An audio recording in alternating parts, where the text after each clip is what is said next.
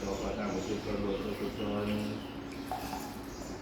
ยะถาวะริวหาปุราปาริปุเรนติสาคารังเอวะเมวะอิโตทินังเปตนังอุปกัปปติอิทิตังอดิรังตุหังสเมวัตมิจตุสัพเพปุเรนตุสังคปา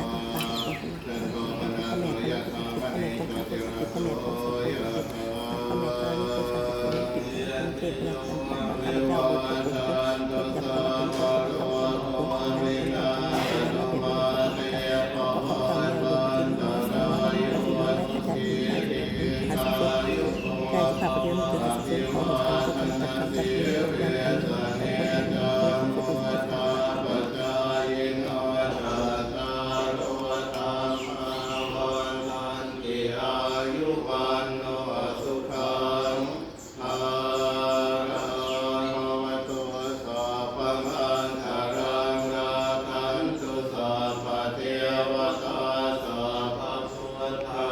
นุภาเวนะสัทธาโสทิภวันตุเตภวตุสัพพมังคารังราคันตุสัพพะเทวตาสัพพะธัมมานุภาเวนะสัทธาโสทิภวันตุเตภวตุสัพพมังคารังราคันตุสัพพะเทวตาสัพพะสังฆานุภาเวนะสัทธาโสทิภวันตุเต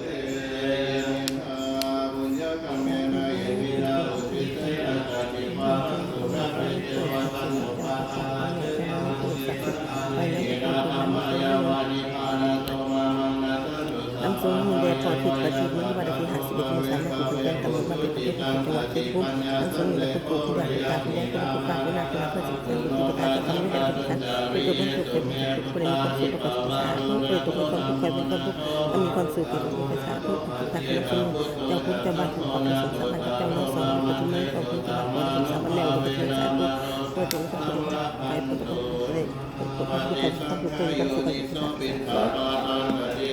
ภาพ เนวะตวายนะมัจจายนะมันดันหายนะวิปุสสายะยาวะเทวะยิมัสสกายะสัทธิปิยายะปัญหายะวิงสุปารติยะพระมัจจริยา